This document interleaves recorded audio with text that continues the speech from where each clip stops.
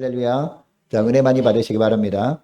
이제 세상에는 여러 가지 일들이 있죠. 근데 세상에서 일들은요, 전문가한테 맡기면 일이 잘 되게 되어 있습니다. 어떻게 하든지 그것을 숙련되게 훈련된 사람, 그리고 힘 있는 사람에게 맡기면 그 일이 훨씬 수월하게 되게 되어 있습니다. 그런데 교회에서 일은요, 전혀 다릅니다. 이 하나님의 일은요, 전문가한테 맡긴다고 되어지는 것도 아니고 힘이 있다고 되어지는 것도 아니고 물질이 있다고 되어지는 것도 아닙니다.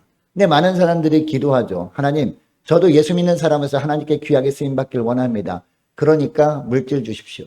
그러니까 힘도 주시고 지혜도 주십시오. 그래서 이것을 통해서 하나님의 일을 정말 귀하게 감당하길 원합니다라고 기도한다는 거죠. 그런데 성경을 보면 하나님께서 일하시는 방법은 우리와 전혀 다릅니다. 근데 하나님은 우리가 전혀 예상하지 못한 사람을 통해서, 그리고 우리가 전혀 예측하지 못한 방법을 통해서 일하실 때가 대부분이라는 겁니다. 자, 오늘 본문에 등장하는 엘리야를 보아도 그 사실을 알게 되는데요. 자, 1절 말씀 보시기 바랍니다. 1절 말씀 보니까 엘리야가 어떤 출신 배경이었는지 나오고 있거든요. 자, 1절 말씀 보시기 바랍니다. 자, 1절 보니까 길르앗에 우거하는 자 중에 디셉 사람 엘리야가 아합에게 말하되 내가 섬기는 이스라엘의 하나님 여호와께서 살아계심을 두고 맹세하노니 내 말이 없으면 수년 동안 비도 이슬도 있지 아니하리라 하니라라고 말하고 있습니다. 여러분, 이 짧은 한마디가 이 엘리야에 대한 프로필 전부입니다. 엘리야 하면 정말 위대한 그런 선지자 아닙니까? 이 하나님의 위대한 선지자 엘리야의 프로필치고는 너무나 짧은 것 아닌가라고 생각할 만합니다. 일반적으로 성경을 통해서 우리는 하나님께 쓰임받았던 사람들에 대해서 어느 정도까지는 알 수 있습니다. 적어도 부모 이름은 나와요. 누구의 아들이었다라고 나옵니다. 그리고 출생 배경이나 심지어는 직업이 무엇인지도 나옵니다. 또한 하나님께서 부르신 이유도 언급되기도 합니다. 그러나 엘리야에게는요, 이런 어떤 언급도 하지 않습니다. 아버지가 누군지 나오지도 않고요. 그리고 그 당시에 엘리야가 어떤 직업이 있었는지, 단순히 그냥 선지자일 뿐이었지 직업도 나오지 않고요. 뿐만 아니라 출생 배경 이런 것도 나오지 않습니다. 특별히 오늘 본문에 보니까 단지 누구라고만 소개하고 있습니까? 디셉 사람 엘리야라고 간단하게 소개할 뿐입니다. 여러분, 디셉하면 어떤 곳을 말할까요? 디셉이라는 지명은요, 여기만 나와요. 다른 데는 안 나오지 않습니다. 이 정도로 세상에서는 거의 알려지지 않았던 산골 마을이 바로 디셉이었다는 겁니다. 자, 그러니까 엘리야는 이름도 알려지지 않은 디셉이란 촌동네 출신이었다라는 것을 이야기하고 있습니다. 이처럼 엘리야는요, 모세처럼 어릴 때부터 왕궁에서 훈련받았던 자도 아니었습니다. 그리고 바울처럼 많은 공부를 한 엘리트도 아니었습니다. 그렇다고 아브라함과 이삭과 같은 훌륭한 조상을 두었던 이 야곱처럼 가문이 좋았던 사람도 아니었던 것 같습니다. 그런 이름도 알려지지 않은 디셉이라는 산골 마을 출신이었고, 그리고 지금도 어디에 기거하고 있어요? 길르앗이라는 촌동네에 기거하고 있다는 겁니다. 여러분, 길르앗이 어떤 지역인지 아십니까? 요단 동편에 있는 지역이었거든요. 예루살렘은 요단 서편에 있었잖아요. 예루살렘이 그 당시의 수도 아니었습니까? 아니면 북이스라엘에서 활동했기 때문에 북이스라엘은요, 이 사마리아라는 수도가 있었단 말이에요. 사마리아라는 지역 근처로도 살고 있는 것이 아니라 요단 동편에 있는 촌동네에 기거하고 있었던 엘리야였다라는 겁니다. 그런데 놀랍게도 하나님께서는 당신의 위대한 계획을 이루시기 위해서 이런 엘리야를 쓰시려고 하고 계십니다. 여러분, 이것을 통해서 우리가 무엇을 알게 됩니까? 우리도 엘리야처럼 지금까지 좋지 못한 환경 속에 살아왔다 할지라도 하나님께 얼마든지 쓰임받을 수 있다는 겁니다. 우리에게 남들처럼 내세울 만한 가문이 없을 수 있습니다. 그리고 남들처럼 이 학력이 좋지 않을 수 있습니다. 경력도 없을 수 있습니다. 그럼에도 불구하고 하나님께서 쓰시고자 하시면 우리도 얼마든지 쓰임받을 수 있다라는 것을 알게 됩니다. 여러분, 그러면 우리가 어떻게 해야 엘리야처럼 하나님께 쓰임받을 수 있느냐? 오늘 본문에 보니까요, 첫째로 믿음으로 환경을 극복해야 한다는 겁니다. 우리에게 주어진 환경이 너무나 열악할 수 있거든요. 내가 볼 때 이런 상황에서 내가 어떻게 주님의 일을 감당할 수 있을까라고 생각할 만한 환경이 우리에게 주어질 수 있습니다. 그러나 믿음으로 그런 환경을 극복해야 한다는 겁니다. 여러분 엘리야를 다시 한번 생각해 보시기 바랍니다. 엘리야는요, 분열왕국 시대에 북이스라엘에서 활동했던 선지자였거든요. 그런데 이 북이스라엘 초대왕 여로보암부터 이어지는 모든 왕들이요, 하나님 보시기에 어떤 왕들이었어요? 하나님 보시기에 선한 왕이 거의 없었습니다. 전혀 없었어요. 하나님 보시기에 전부 다 악한 왕들 뿐이었습니다. 자, 오늘 본문 바로 앞장인 열왕기상 16장 25절 말씀해 보면 이 북이스라엘 왕 6대 왕 오므리라는 사람이 나오는데요. 이 오므리가 어떤 사람이라고 나오느냐? 여호와 보시기에 악을 행하되 그 전에 모든 사람보다 더욱 악을 행하여 라고 하고 있습니다. 6대 왕 오므리에 이어서 등장하는 왕이 바로 아합 왕이었거든요. 열왕기상 16장 33절 말씀을 보면 이 아합 왕은요, 어떤 삶을 살았느냐? 아버지 오므리보다 더 악을 행했던 왕이었다는 거, 하나님 보시기에. 이 아버지 오므리도 그동안 있었던 모든 왕들보다 가장 악한 왕이었는데 이 오므리보다도 더 악한 왕이 누구였다? 바로 아합 왕이었다는 겁니다. 이 아합 왕은 이 아버지 오므리보다 더 심했던 왕이었다는 겁니다. 자, 왜 더 심했느냐? 또 아세라상을 만들었으니 그는 그 이전에 이스라엘의 모든 왕보다 심히 이스라엘 하나님 여호와를 노하시게 하였더라 라고 열왕기상 16장 33절에 말씀하고 있는데요. 여러분, 이처럼 아합 왕은 하나님 보시기에 악한 왕이었는데 여러분, 엘리야 선지자가 활동했던 때 왕이 누구였을까요? 바로 아합 왕 시대였다는 겁니다. 여러분, 아합 왕이 그렇게 악한 왕이 된 배경에는요, 그 부인이 있었거든요. 부인이 이세벨이었습니다. 여러분, 이세벨은 이스라엘 여인이 아니었거든요. 이웃나라, 이방나라 왕의 딸이었습니다. 자, 그러니까 아합 왕은 어떤 정치적인 목적을 위해서, 나라의 안정을 위해서 시돈이라는 나라와 이렇게 조약을 맺은 겁니다. 같은 조약을 맺기 위해서 그 시돈 왕의 딸인 이세벨과 결혼을 한 겁니다. 정략 결혼을 한 겁니다. 그런데 이세벨이 시집 오면서 이것저것 가져온 곳이 있었는데 뭘 가지고 왔냐면요, 이 아세라 목상을 가지고 온 겁니다. 그리고 바알 신상을 가지고 온 겁니다. 왜냐? 이 바알과 아세라를 숭배했던 이세벨이었기 때문에. 근데 가지고 왔으면 본인만 숭배하면 되는데 본인뿐만 아니라 자기 남편인 이 아합 왕에게도 바알과 아세라를 숭배하게 만들어버립니다. 뿐만 아니라 모든 신하들과 온 백성들까지도 이 바알과 아세라를 숭배하게 만들어버렸던 이 악한 여인이 바로 이세벨이었거든요. 그러니까 엘리야가 살던 시대는 어떤 시대였음을 알게 됩니까?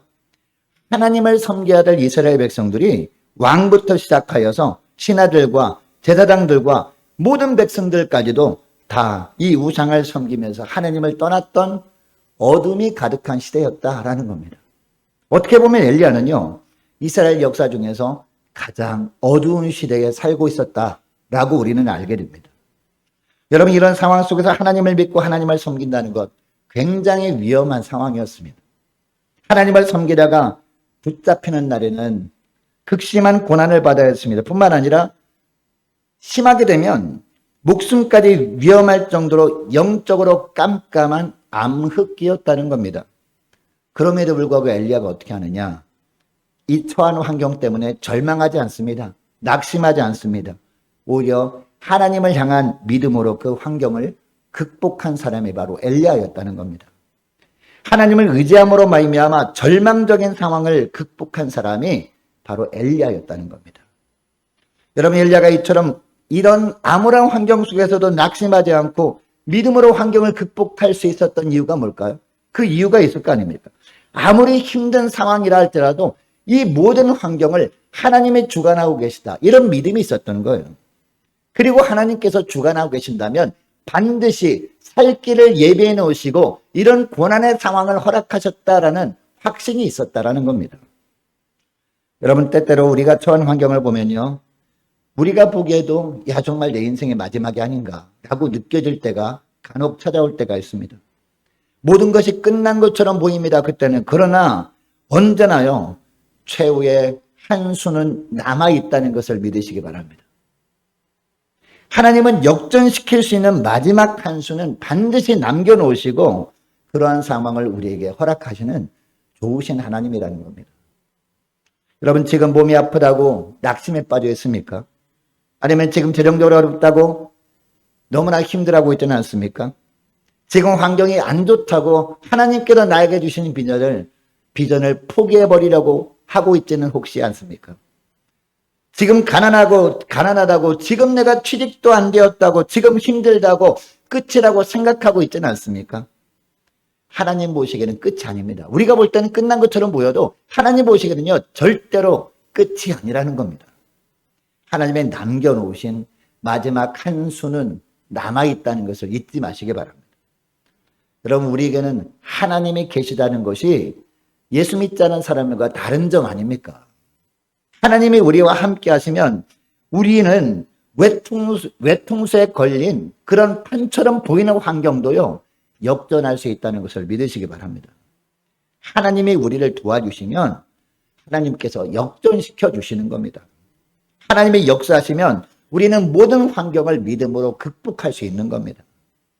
여러분, 지금 처한 환경 때문에 두려워하지 마시기 바랍니다. 뒤집기 명수가 누구예요? 하나님이시잖아요. 뒤집기 명수이신 하나님만을 의지하고 엘리야처럼 믿음으로 어떠한 이 시련의 환경도 극복할 수 있는 저와 여러분 되시기를 축복합니다. 자, 그리고 둘째로요, 어떻게 해야 되느냐? 결코 세상과는 타협하면 안 된다는 겁니다. 여러분, 엘리야 시대에 많은 사람이 있었습니다. 그들 중에 많은 사람들이요, 아합왕과 왕비 이세벨이 무서워가지고 세상과 적당히 타협하며 살았습니다. 이 아합왕이 천년만에 살 것도 아닌데 이 아합왕이 사는 동안에만 좀 이렇게 바알과 아세라를 숭배하는 척하고 마음으로만 하나님을 섬기며 살다가 이 아합왕이 죽고 그 다음 왕이 등극하게 되면 그때 내가 하나님을 바르게 섬기면 되지 않을까? 라고 생각하면서 세상과 적당히 섞여 살던 사람들이 있었다는 겁니다. 물론 하나님을 믿는다는 사람이 있었을 겁니다. 근데 그들은요, 아합왕이 무서워서 도망쳐서 굴 속에 들어가 살고 있었다라고 성경은 이야기합니다. 숨지 않은 사람들은 이 하나님을 버리고 바알신을 숭배했고, 그래도 내가 하나님을 배반할 수는 없지 않는가라는 사람들은요, 피해서 굴 속에 숨어서 이 아합왕이 죽을 때까지, 그리고 아세라가 죽을 때까지 기다리며 살았다라는 겁니다. 이런 상황 속에서 엘리야도 얼마든지 타협할 수도 있었습니다. 동굴 속에 숨어서 지낼 수도 있었습니다. 그러나 엘리야는 어떻게 합니까? 엘리야는 달랐다라는 겁니다. 결코 세상과 타협하지 않았다는 겁니다. 다시 한번 본문 1절 말씀 보시기 바랍니다. 1절 말씀 다시 한번 읽으면요, 길라세 우간한 자 중에 디셉 사람 엘리야가 아합에게 말하되 라고 합니다. 내가 섬기는 이스라엘의 하나님 여호와께서 살아계심을 두고 맹세하노니 내 말이 없으면 수년 동안 비도 이슬도 있지 아니하리라 하니라 라고 합니다. 여러분, 아무리 하나님의 명령이라고 해도 이렇게 하는 것은요, 인간적으로 보게 되면 굉장히 위험한 행동 아닙니까? 잘못하면 엘리야는 아합왕에 의해서 목베임을 당할 수도 있었고 화형당할 수도 있지 않았겠습니까? 그냥 다른 사람에게 하나님을 믿으세요라고 하는 것도 위험한 행동인데, 아니 아합왕한테 와가지고 이렇게 말한다는 것은 어떻게 보면 이상한 사람 취급받을 만한 그런 행동 아니었습니까? 왜냐하면 아합왕은요, 이 바알과 아세라 우상을 숭배하는 것이 더 잘 사는 비결이라고 굳게 믿고 있었기 때문에 이것에 반하는 행동이었잖아요. 그런데 엘리야는 결코 타협하지 않고 어떻게 합니까? 오히려 죽음을 각오하고 하나님의 메시지를 아합왕에게 전합니다. 내가 섬기는 이스라엘 하나님 여호와가 진짜 신입니다. 그 하나님은 살아계십니다. 하나님의 살아계신 증거가 무엇인지 아십니까? 하나님의 말씀이 아니면 결코 비도 이슬도 내리지 않을 겁니다. 이렇게 담대하게 말씀을 선포했던 겁니다. 사랑하는 여러분, 여러분들은 어떻게 살고 있습니까? 혹시 세상에서, 직장에서, 가정에서 예수 믿는다는 것이 알려지면 다른 사람들부터 왕따 당할까봐 믿지 않는 척하면서 적당히 살고 있지는 혹시 않습니까? 내가 교회 다니는 것이 알려지면 비즈니스가 어려워질까봐 신앙생활을 하지 않는 척하면서 적당히 타협하며 살고 있지 않습니까? 경쟁업체에 뒤처지지 않기 위해서 세상 사람들이 다 사용하는 편법을 나도 함께 사용하면서 살고 있지는 않습니까? 여러분, 세상은 하나님의 법칙이 아닌 세상의 법칙을 따라 살아야 된다라고 우리에게 이야기합니다. 세상 사람들은 변칙적인 방법을 사용해야 빨리 성공할 수 있다고 속삭입니다. 그러나 여러분 로마서 12장 2절에서 하나님은 우리에게 분명히 무슨 말씀을 하십니까? 너희는 이런 세대를 본받지 말라라고 하고 있습니다. 너희는 이런 세대를 본받지 말고 오직 마음을 새롭게 함으로 변화를 받아 하나님의 선하시고 기뻐하시고 온전한 뜻이 무엇인지 분별하도록 하라 라고 하고 있습니다. 여러분 오직 마음을 새롭게 함으로라는 말은 무슨 말입니까? 그렇게 하면 나도 한번 해볼까? 지금까지 내가 믿음으로 살아왔는데 내가 잘된 것이 무엇인지 하나도 없는 것처럼 보이는데 한번 나도 해볼까라고 생각하는 그 마음까지도 바꾸라는 겁니다. 그것을 하나님이 기뻐하신다는 겁니다. 이것이 하나님께서 원하시는 뜻이라는 겁니다. 여러분 하나님의 자녀들은 세상 사람들이 가지 않으려고 하는 그 믿음의 길을 걸어가야 하는 사람들입니다. 왜요? 우리 주님께서 걸어가 보신 길이기 때문에, 그게 생명의 길이기 때문에, 좁은 길이라도 협착하여 수많은 사람들이 그 길을 안 가려고 하는 사람이라 할지라도, 그런 환경이라 할지라도 우리는 주님이 걸어가신 길, 그 길을 걸어가시면서 우리를 향해서 나를 따라오너라 라고 하신 그 길을 걸어가는 사람들인 줄 믿습니다. 눈앞에 있는 조그만 이익을 위해서 세상의 변칙을 동원하기보다도 비록 당장 이득은 없어 보여도 믿음의 법칙을 따라 살아가는 사람들, 이런 사람들이 주님의 제자들이에요. 이런 사람들이 바로 진정 예수 믿는 사람들이라는 겁니다. 이 하나님의 말씀대로 사는 사람이 마지막에 가서 승리하게 되는 것을 누가 보여주셨어요? 예수님이 보여주셨잖아요. 우리 예수님이 그 길을 걸어가 본 끝이 뭡니까? 물론 십자가인 것처럼 보였죠. 십자가 죽음으로 끝나는 것처럼 보였죠. 그래서 마귀들이 자기들이 이겼다고 박수를 쳤겠죠. 근데 그게 끝이 아니었잖아요. 십자가 뒤에는 영광, 부활의 영광이 있었다는 것을 꼭 잊지 마시기 바랍니다.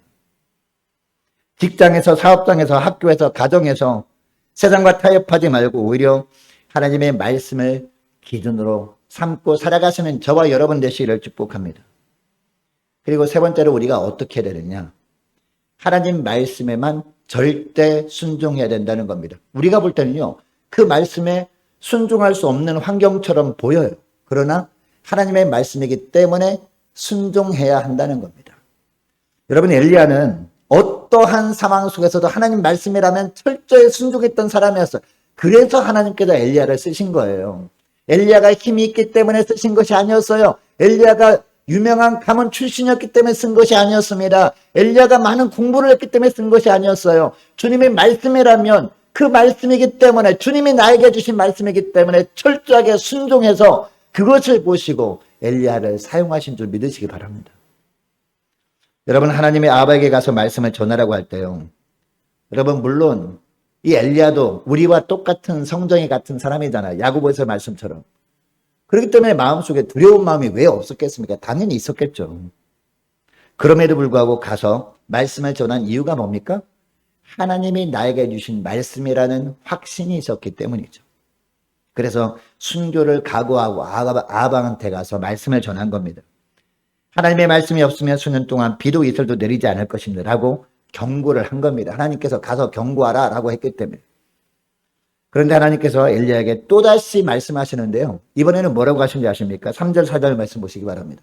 3절 4절 보니까 너는 여기서 떠나 동쪽으로 가서 요단 앞 그리 시냇가에 숨고 그 시냇물을 마시라. 내가 까마귀들에게 명령하여 거기서 너를 먹이게 하리라 라고 하고 있습니다. 여러분, 이 구절에서 너는 여기서 떠나 라고 하는 것은요, 쉽게 말하면 무슨 얘기냐? 여기서 빨리 도망쳐서 라는 얘기예요. 여러분, 도망치면 하나님께서 안전한 곳으로 피하게 하시면 얼마나 좋겠습니까? 근데 여러분, 이 그리 시냇가는 시냇가거든요. 시냇가기 때문에 얼마든지 이 아합 왕의 군사들을 풀어서 쉽게 찾을 수 있는 곳 아니겠습니까? 그런데 이렇게 말도 안 되는 명령을 하시는 겁니다. 특별히 어떤 설명도 하지 않습니다. 왜 그곳에 숨어야 하는지 그 이유도 밝히지 않습니다. 무조건 그리 시냇가에 가서 숨으라 라고 말씀하실 뿐이었습니다. 여러분, 이 말씀은 도저히 상식적으로는 이해할 수 없어 보입니다. 엘리야 입장에선 너무나 이해할 수 없는 명령처럼 보입니다. 그러나 바로 이것이 엘리야가 배워야 했던 가장 중요한 훈련이었다는 겁니다. 그리 시냇가로 숨으라라고 했던 것이.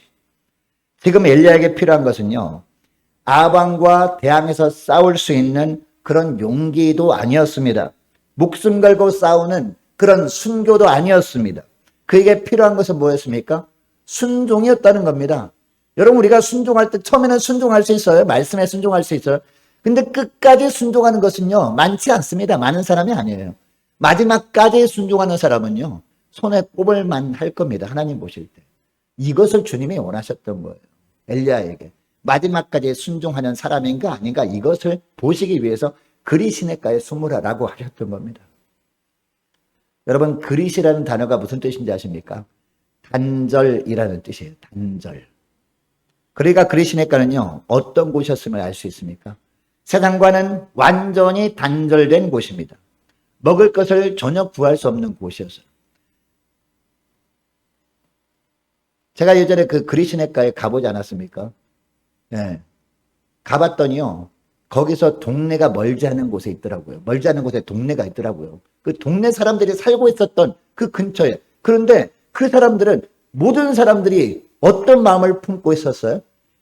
바로 이 아왕을 두려워해가지고 이 그릿 시냇가에 엘리야가 있다는 걸 알면서도 뭐 갖다 준 사람이 전혀 없었던 거예요. 세상과는 완전히 단절된 곳이었다라는 의미입니다.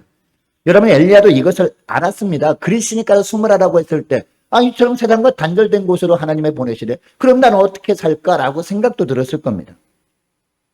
그래서 엘리야가 이 마음으로는, 인간적으로는 그곳으로 가고자 하는 그런 마음이 크지도 않았을 겁니다. 그러나 믿음의 눈을 뜨고 주님께서 어떤 뜻이 있음을 확신하면서 순종할 수 있었던 것이죠. 자, 오늘 본문 5절에 보니까 뭐라고 합니까? 자, 5절 말씀 보시기 바랍니다. 그가 여호와의 말씀과 같이 하여 곧 가서 요단 앞 그릿 시냇가에 머물매라고 하고 있습니다. 이것을 보면 엘리야는 하나님의 명령이기 때문에 철저하게 순종했구나라는 것을 알게 되죠. 여러분, 엘리야가 보기에는 비록 이해가 되지 않는 명령처럼 보였습니다. 자기의 기준과는 전혀 맞지 않는 그런 명령처럼 보였어요. 순종하기 쉽지 않은 그런 명령이었지만 엘리야는 순종했습니다.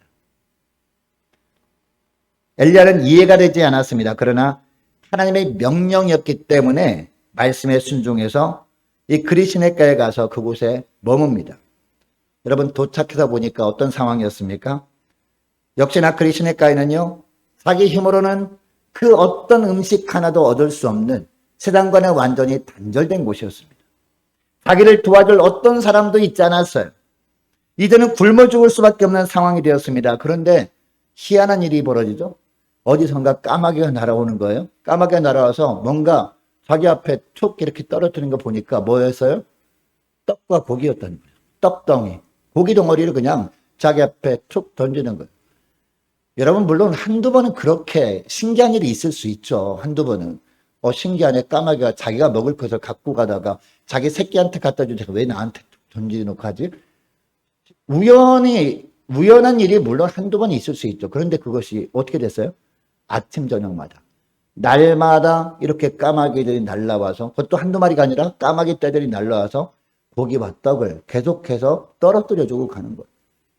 여러분, 이것을 보면서 이 엘리야가 어떤 생각을 했을까요?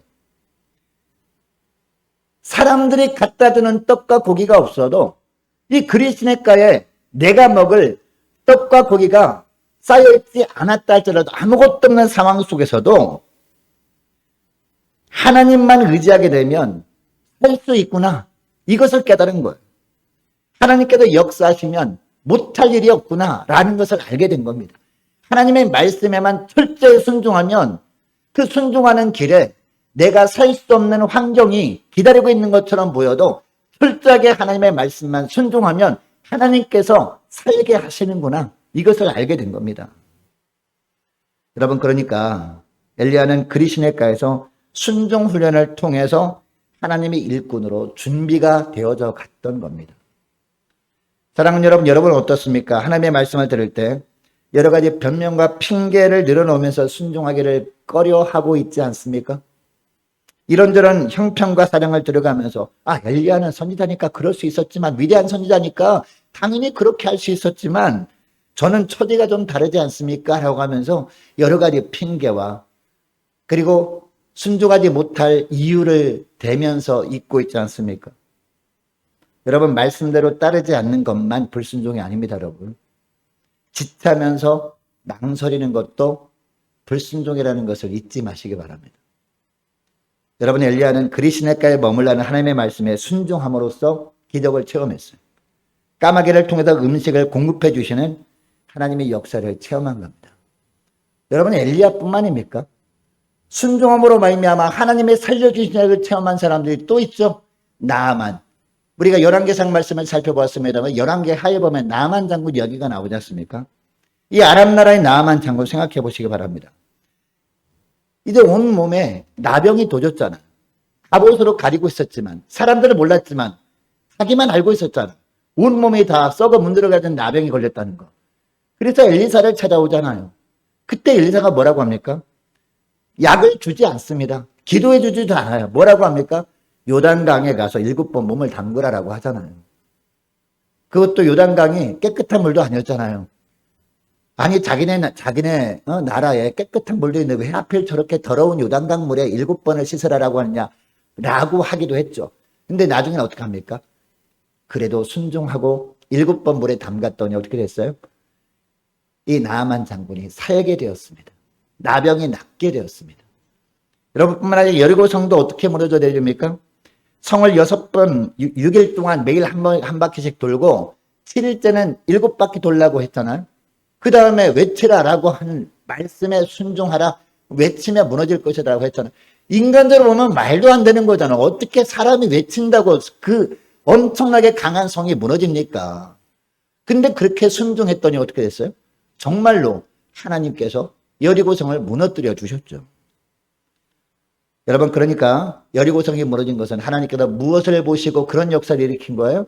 이스라엘 백성들이 순종했을 때, 말씀대로 순종했을 때 하나님께서 이런 놀라운 기적을 보여주신 겁니다. 사랑하는 여러분, 이제 말씀을 뵙길 원하는데요. 여러분, 사람들은 학력이나 경험이나 가문 등의 외적인 조건이 훌륭한 사람을 사용하려고 합니다. 이런 사람을 통해서 하나님께서 일하시겠지라고 생각을 합니다. 그러나 하나님이 사용하시는 사람은 세상 사람이 생각하는 사람들과 전혀 다릅니다. 하나님의 생각은 우리 생각과 달라요. 하나님의 방법은 우리의 방법과 다르다는 겁니다. 엘리야처럼 내세울 만한 가문이나 학력이나 경력이 없어도 하나님께 얼마든지 쓰임받을 수 있다는 것을 믿으시기 바랍니다. 여러분, 그러므로 처한 환경 때문에 좌절하지 말고 엘리야처럼 뒤집기 명수이신 하나님만을 의지하고 믿음으로 환경을 극복해 나가시는 저와 여러분 되시기를 축복합니다. 눈앞에 있는 조그만 이익만을 추구하면서 세상과 타협하지 말고 엘리야처럼 비록 조금 손해보는 것처럼 느껴져도 하나님의 말씀만을 따라 사는 저와 여러분 되시기를 축복합니다. 그리고 순종함으로 그리시네가에 머물렀을 때 이 까마귀를 통해서 공급하시는 하나님의 기적을 체험했던 것처럼 주님이 말씀하시면 내가 볼 때는 이해가 되지 않는 말씀처럼 보여도 끝까지 순종함으로 말미암아 하나님께서 열어주신 생명의 길로 사는 길로 나아가시는 저와 여러분 되시기를 주의 이름으로 축복합니다. 기도하겠습니다. 하나님 아버지, 감사합니다. 오늘 열왕기상 말씀을 통해서 세상에서 특별히 내세울 것이 없어 보였던 엘리야도 주님께서 들어쓰셔서 하나님 나라 위대한 일에 사용해 주신 것을 통해서 우리가 어떤 환경 가운데 있어도 얼마든지 주님께 쓰임받을 수 있음을 깨닫게 하심을 감사합니다. 하나님, 이것을 기억하고 어떤 열악한 환경으로 저희들을 주님께서 인도하신다 할지라도 이런 상황 때문에 결코 낙심할 것이 아니라 믿음으로 극복하며 살아갈 수 있도록 주님 은총 내려 주시옵시고 세상의 방식이 아니라 오직 주님의 말씀을 기준으로 살아감으로 말미암아 결코 세상과 타협하지 않고 믿음으로 사는 저희를 되게 하시고 하나님의 말씀이라면 그 말씀에 철저히 순종함으로 하나님 나라를 위해서 귀하게 쓰임받으며 하나님께 영광 돌리는 저희를 다 되게 하여 주옵소서. 감사드리오며 우리 주 예수 그리스도의 이름으로 기도드리옵나이다. 아멘.